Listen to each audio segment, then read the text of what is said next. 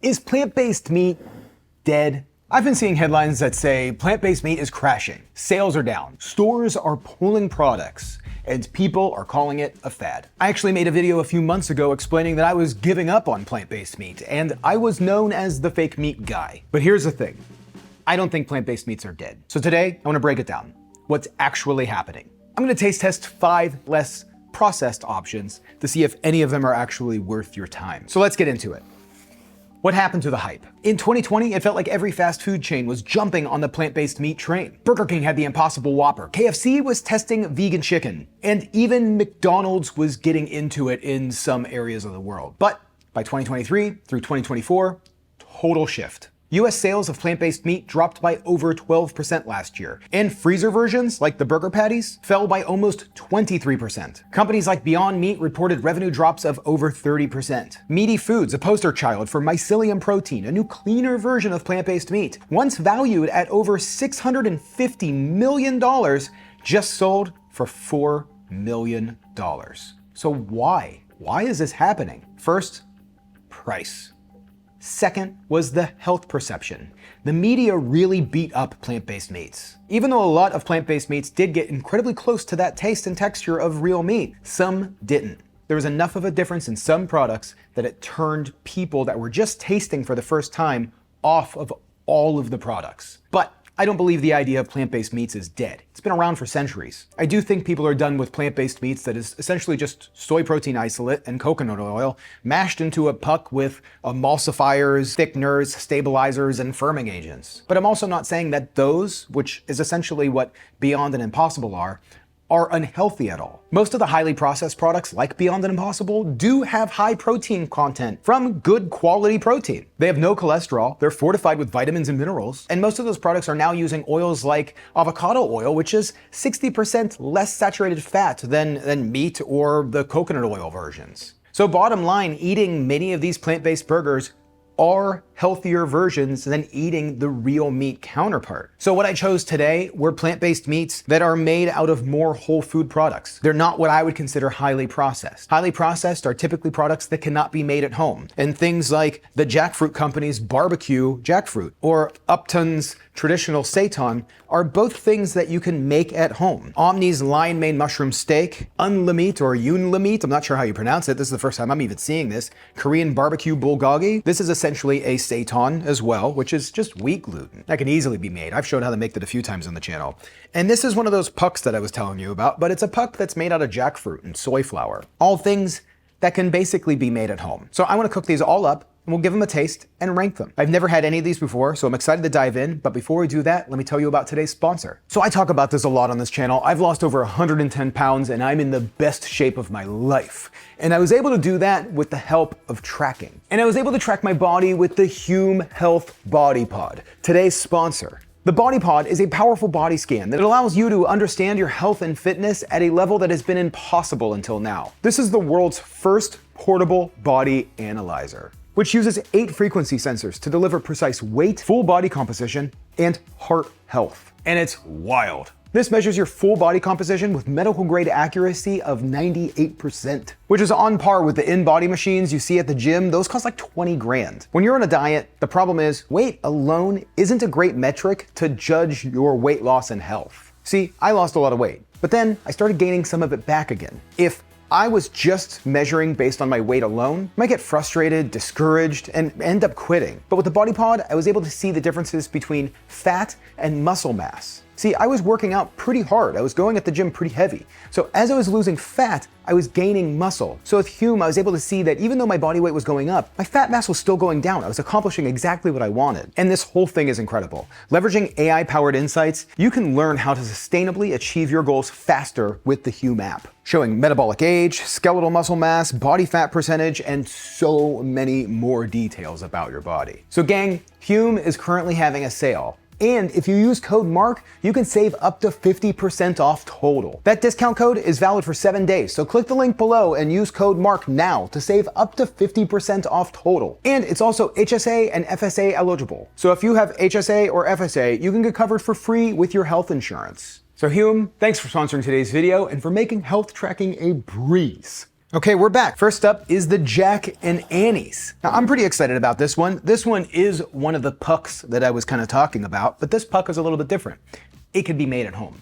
It comes in at 120 calories per serving, 8 grams of fat, 0 cholesterol, 320 milligrams of sodium, 5 grams of carbohydrates, and a total of 5 grams of protein, so not a whole lot. The ingredients are jackfruit water, soy flour, canola oil, onion, salt, natural flavors, garlic powder, brown sugar, yeast extract, and methyl cellulose, along with sugar and ginger oil. Now, the methyl cellulose is a highly processed ingredient, so that would kind of put this into that highly processed area, but methyl cellulose you can use and find at home. I've done it quite a bit. None of the other ingredients on this are highly processed, flours, things like that. So let's give it a taste. First, I will say it smells just like a maple sausage patty.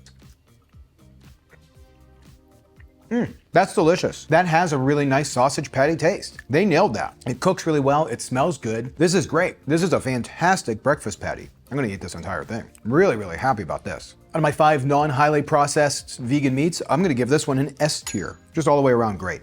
Wow. Ate the whole thing. So next up is our Omni lion's mane steak. This one's probably the most whole food out of all of them. This one I'm also really excited to try because it's essentially just a lion's mane mushroom, and I love lion's mane.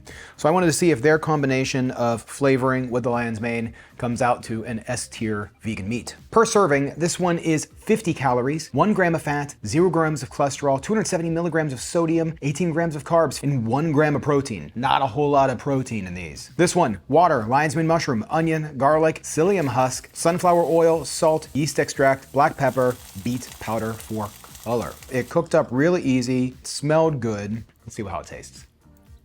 That was good. Yeah, it's really good. I think this is a good product. So is it steak-like? I mean, yeah, for sure. It's lion's mane is one of the steakiest kind of mushrooms. I mean, it really, really is. But I mean, like if I gave this to my family or my parents, would they think it was a steak? They probably wouldn't think it was a steak. They would enjoy it. I mean, it's juicy. It was really good flavor. Super, super good flavor. I know what a lion's mane mushroom the consistency is, so it has that texture to me. But they really did nail it on this one. This one, you know what, I would give it an A, but I think I'm gonna drop it down to a B because it is very low in protein. Everything else though, it's gonna float between an A and a B. It truly is. It's super good, taste is good, I really enjoy it. Omni, this is great. Baby, do you wanna try this mushroom? I'm here.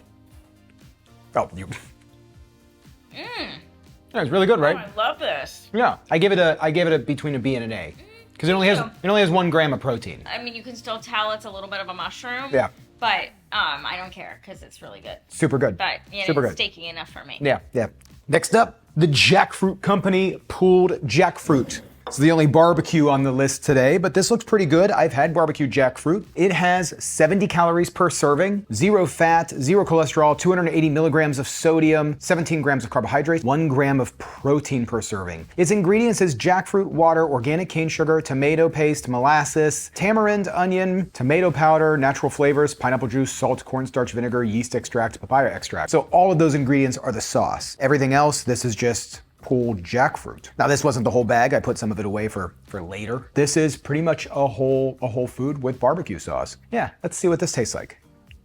I mean, that's pretty good, but like the stringy portions are really good. This still has the jackfruit texture and a little bit of the taste, to be honest. Fresh jackfruit has a very sweet taste, almost like bubblegum, and some of these more denser pieces has that sweetness to it. Is it as good of a meat substitute as the mushroom, as the Omni mushroom? No, I don't think so. I do think it is good. For what they're trying to accomplish with it, which is just a barbecue jackfruit, they nailed it. This is great barbecue jackfruit, which is actually what they say in their package, pulled jackfruit. For replicating like a barbecue meat, I'm gonna give it a B. It's getting a B. I think this would be great on a sandwich, a little coleslaw, a pickle, something like that. Man, that'd be good. Just toss it on some toast, even just eating it how it is. Like, it's not barbecue meat though.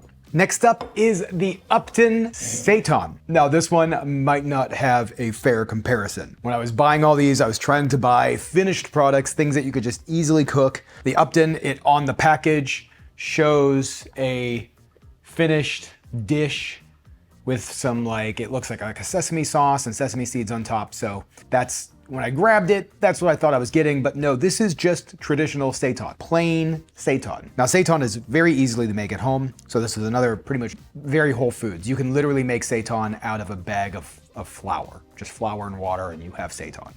This one is water, vital wheat gluten, soy sauce, whole wheat flour, sea salt, garlic, and onion. Very simple ingredients. 90 calories per serving, half of a gram of saturated fat, 0 cholesterol, 440 milligrams of sodium, 5 grams of carbs, and a whopping 18 grams of protein. Loads of protein for the calories. Yeah, so I didn't season this at all because again, I'm not trying to, I don't want to like, people are going to say, it's like, well, you seasoned this one and you didn't season the other ones. So this is just plain seitan, which I can already tell you is not going to be super fantastic. Yeah, it's just plain. I mean, it's not bad, and truly it's not bad. And this one's pretty good. This is a good seitan. I am gonna add some of my sauce to it, my not steak sauce. Should be back in stock soon. We sold out, and yeah, that was good. So once it's flavored up, it's phenomenal. I mean, that is a really great meat replacement. Not highly processed, not bad for you. For the prepackaged vegan meat though, I'm gonna rank this, I'm gonna give it a B. Oh no, this is good. None of these are bad. Taste, texture, very mild taste. This is good. Yeah, I'll be happy to add the rest of this to something else later. Super good. Okay, next up, Yunlit. I don't know, Yunlit? Korean barbecue bulgogi. Each serving, this one is the highest, 420 calories a serving, 21 grams of fat, 0 cholesterol, 810 milligrams of sodium, 30 grams of carbohydrates, 30 grams of protein. Per calorie, it's not super high, really. The ingredients, plant-based beef protein. Now let me clear this up because I was gonna go with not ultra-processed stuff. So is this ultra-processed? Well, what is plant-based beef protein? They have it in little parentheses. Water, wheat gluten, soy flour, rice bran, rice flour, salt, and cacao powder. So I'm assuming, and I might be wrong, but I'm assuming this is essentially just a seitan made with a couple of different proteins. That's my best guess, is that this is just a seitan. And then the rest of the ingredients are the sauce. So I do think this one might be the most processed version. It's really just a gluten with some extra proteins. We're gonna weigh it a little bit based on that. I really wanted to love this one. It's a little chewy. It's not bad. I'm not gonna say that it's bad, but out of the 5 that I ranked, it's my least favorite. Flavor's on point. Flavor's super good. No odd tastes, nothing too weird. Very kind of like gummy, I think, from like the cooked sugars in the sauce. Where would I put this on the ranking? It's gonna get my last spot. And I'm really sorry to Unlimit, Unlimit.